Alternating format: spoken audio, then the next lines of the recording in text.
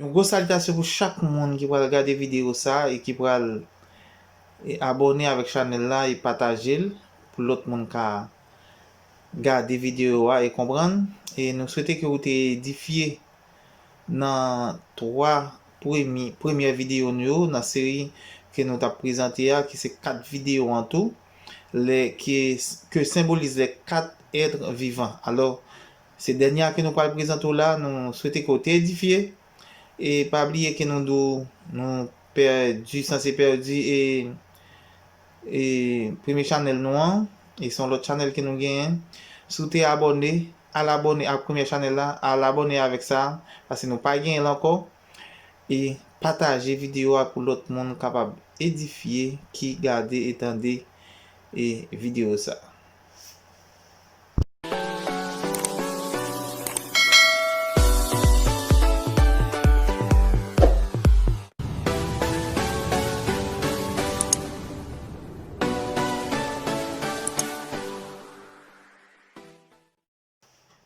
Toujours c'est Georges Jean-Louis ou bien Jean-Louis Georges ni sur YouTube ni sur Facebook et c'est son nom ça qu'on va nous et nous allons présenter au quatrième être vivant à soi et dans un sujet que symbolise les 4 êtres vivants de l'Apocalypse chapitre 4 verset 6 et verset 7. Alors on t'a présenté 3 déjà et premier être vivant était symbolisé l'évangile selon Matthieu. Deuxième il était symbolisé l'évangile selon Marc.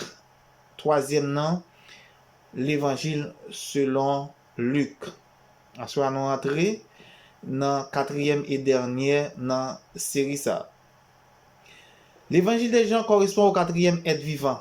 Nous parlons de ça et ça qui peut prouver que l'évangile des Jean lui-même lui correspond bien symbolisé et le quatrième être vivant de l'Apocalypse.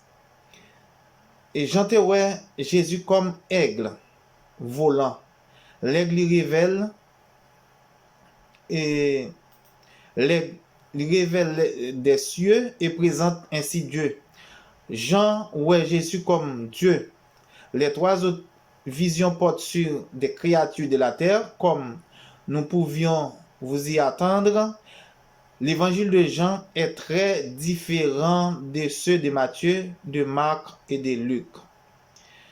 Matthieu et Luc relatent en commun une histoire de naissance terrestre et de généalogie. Jean ne mentionne pas cela. Jean pas mentionne les bagages ça yo, mais Dieu lui-même lit pas de telles choses, comme si naissance de généalogie terrestre, il va dans bagages ça yo. Au contraire, il raconte une histoire de naissance céleste. C'est ça, Jean lui-même l'y raconté. Nous trouvons les rapports simples et directs. Au commencement était la parole, et la parole était avec Dieu, et la parole était Dieu. Ça, c'est dans le commencement, livre et l'évangile selon Jean. Et très vite après, nous capables de lire, la parole s'est faite chair et est venue habiter parmi nous. Et nous avons vu la gloire de celui et lui seul qui vient du Père, plein de grâce et de vérité. Dans Luc, l'histoire de la naissance est humaine. Dans Jean, elle est divine. Dans Luc, nous avons histoire naissance Jésus son bagay qui humaine, mais dans Jean, nous avons tout à fait différent, li divine. Jean est l'évangile de je suis. Seul Jean rapporte les grandes revendications de Jésus, telles que je suis le pain de vie, je suis la lumière du monde, je suis la porte des brebis, je suis le bon berger, je suis la résurrection et la vie, je suis le chemin, la vérité et la vie. Je suis la vraie vie. Avant Abraham, je suis.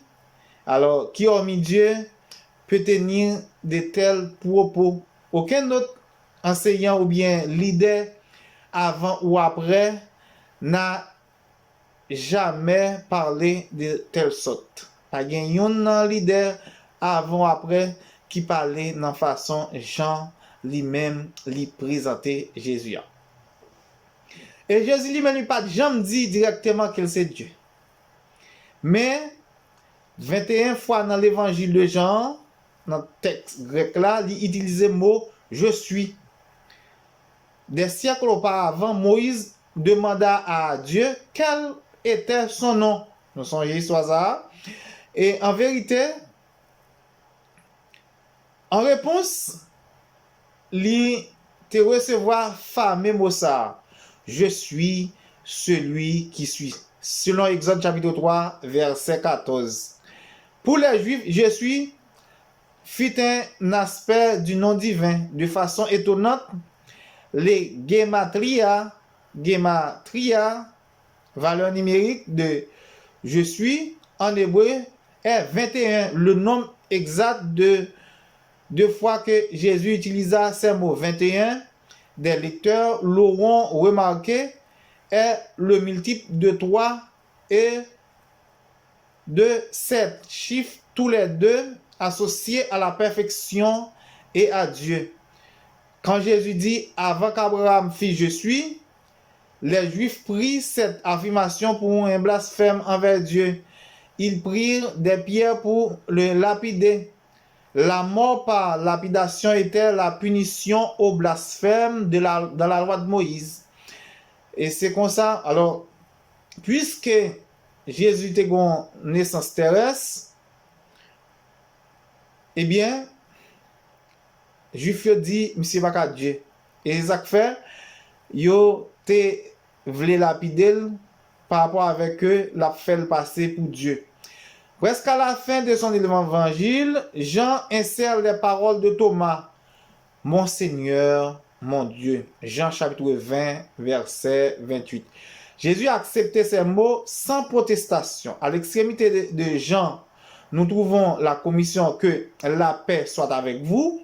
Comme le Père m'a envoyé, je vous envoie, quand il t'a parlé avec disciples. Recevez le Saint-Esprit.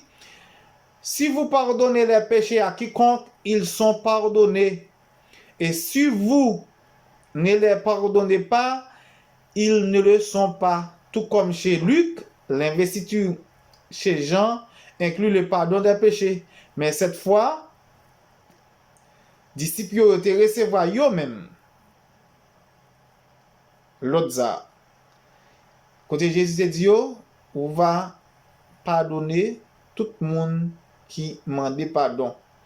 Bel et bien, le pouvoir de pardonner les péchés pour les pharisiens et les docteurs de la loi, c'était un blasphème.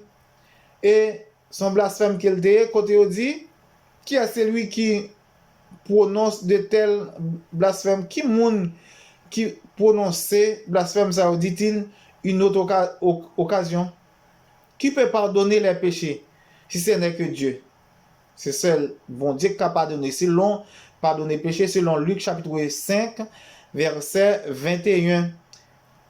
En essence, alors nous sommes capables de dire que tu gagné raison, et c'est seul bon Dieu vraiment qui est capable de pardonner les péchés. Mais Dieu, il est venu vivre en homme. Et c'est ça qui est en contraste, roi mais domestique, homme mais Dieu. Comment ça dit nous roi domestique et nous et homme non Dieu. Et comment merveiller à quelle distance au-delà de l'imagination humaine est-ce qu'une personne dans l'histoire a combiné de tels opposites? Non. Pourtant, c'est qui était Jésus et le domestique roi, le homme Dieu. Et nous sommes capables raisonnablement conclure que les prophètes Ézéchiel et Jean de l'Apocalypse reçurent des visions de 4 aspects différents de Jésus.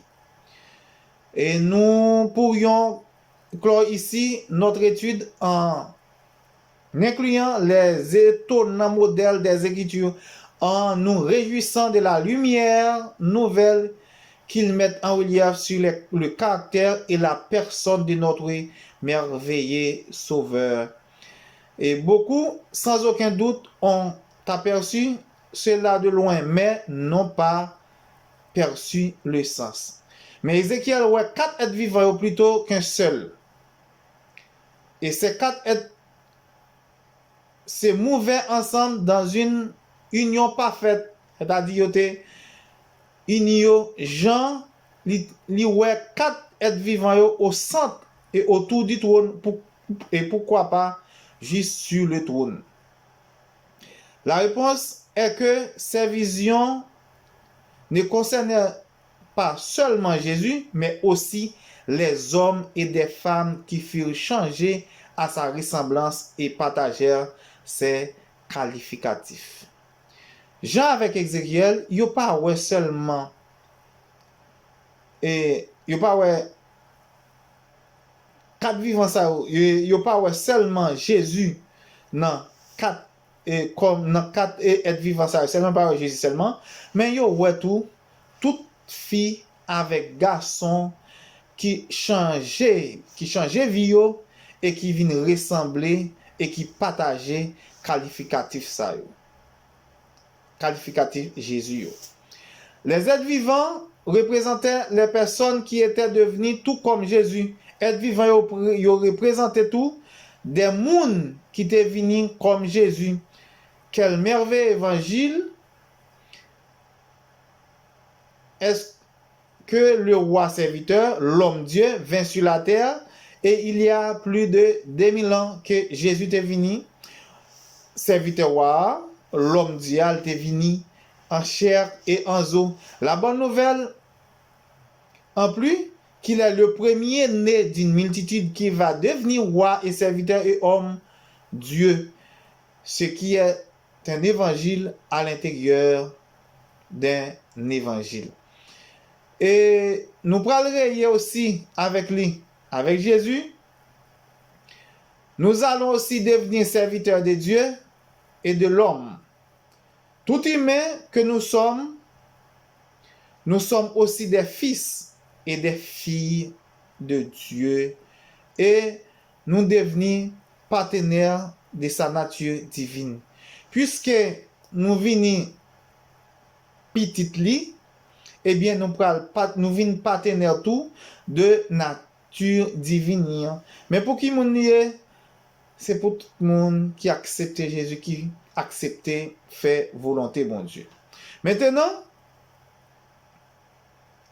et analyse que nous sommes capables de faire, ou analyse qui est plus fine de ces 4 êtres vivants, c'est que l'aigle là, avec l'aide du Saint-Esprit, nous sommes capables de rendre compte que il relever la gloire de Dieu qui doit être manifestée dans le corps de Christ et qui puisse les visions d'Ézéchiel et des gens qui deviennent des visions neuves qui nous transforment. Alors, et c'est ça que nous avons présenté à soi, c'est 4e être vivant qui symbolisait l'évangile selon Jean. Et qui voit Jésus, il y a l'autre façon qui voit Jésus en tant que Dieu, côté Matthieu Théouel en tant que roi, Marc en tant que serviteur, et Luc en tant qu'homme, et Jean qui voit lui en tant que l'aigle qui symbolisait Dieu même. Alors nous connaissons aigle son bête qui voulait plus haut, passer toute l'autre volaille, eh bien, il vient symboliser. Et puisque bon Dieu lui-même, les plus haut passe nous, il est toujours au-dessus de nous-mêmes, eh bien, et 4e être vivant qui c'est aigle là, eh bien, il symbolisait Jésus-Christ qui est un Dieu même. Et c'est ça que nous dévoté pour, et c'est dernier dans la série ça, côté nous rabloqué, 4e nan, être vivant, il symbolisait l'évangile selon Jean. Côté que Jean te bagayou différent, côté il t'a répété, et je suis le pain de vie, je suis la lumière du monde, je suis l'eau vivante, hein? Je suis Je suis la résurrection et la vie. Et c'est genre des choses ça au côté et Jean lui-même il t'a répété. Nous souhaitons que vous édifiez des 4 vidéos ça yo, et très prochainement on va venir avec une histoire biblique qui gagne de belles leçons là-dedans. Nous souhaitons que vous rebranchez et pas oublier partager, abonner pour l'autre monde capable de comprendre, entendre et comprendre. Bon Dieu bénisse nous tous. Merci, à la prochaine.